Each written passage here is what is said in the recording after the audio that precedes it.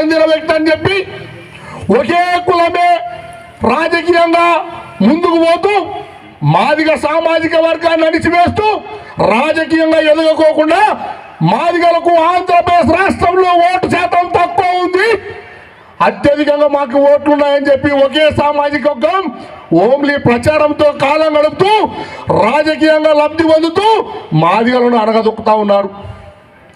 మాదిగలు కమిట్మెంట్తో ఉండాలి, మాదిగలు సొసైటీతో అవగాహనతో ఉండాలి, మాదిగలు అన్ని రంగాల్లో అభివృద్ధి చెందడం కోసం మన పిల్లలను ఉన్నత చదువులు చదివించాలి.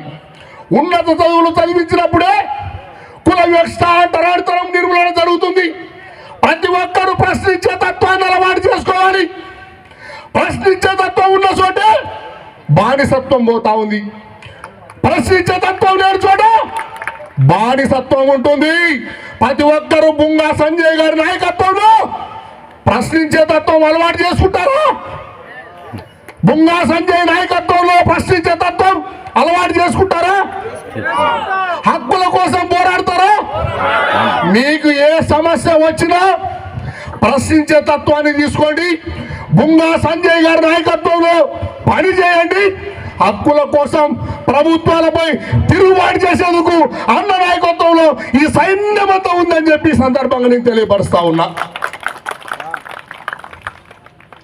రాష్ట్రంలో ఎక్కడ చూసినా దాడులు, దౌర్జన్యాలు, హత్యలు, అత్యాచారాలు, భూ కుంభకోణాలు పెట్టిపోయి నాట్యమాడుతూ ఉన్నాయి. ప్రభుత్వం వాటిని నివారించడంలో పూర్తిగా విఫలమైపోయింది. అనంతపురం స్నేహలత అనే అమ్మాయి తన ఉద్యోగ బాధ్యతలు ధర్మవరంలో ముగించుకొని మార్గం మధ్యంలో అనంతపురం పట్టణానికి వస్తే ఒక ఉన్మాది ఆమెను పొలాల్లాగా లాక్కొల్లి హత్య చేశాడు. ఆదోని డివిజన్ నందవరం మండలం గురజాల గ్రామంలో ఒక బీసీ మహిళను ఒక మాదిగ యువకుడు ఫిజియోథెరపిస్ట్ డాక్టర్ ఆడమ్ స్మిత్ అనే అబ్బాయి ప్రేమించి పెళ్లి చేసుకుంటే కర్నూలు జిల్లాలో పట్టపగలు మిడ్డ మధ్యాహ్నం బండరాలతో మోది చంపేశారు.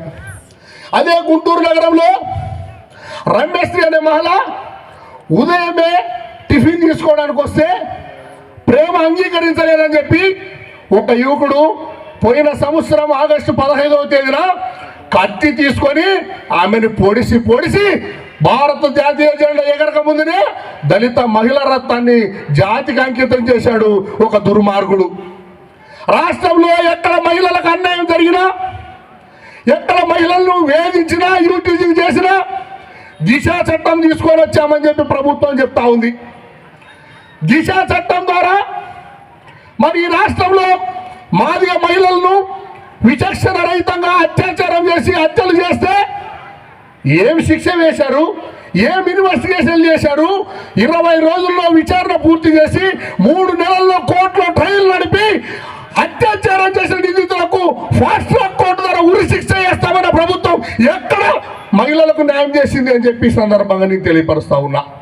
హైదరాబాద్ నగరంలో తెలంగాణ రాష్ట్రంలో ప్రియాంక రెడ్డి అనే మహిళను మహబూబ్ నగర్ జడ్చర్ల దగ్గర టోల్ గేట్ దగ్గర 4 ఆకతాయిలు అత్యాచారం చేసి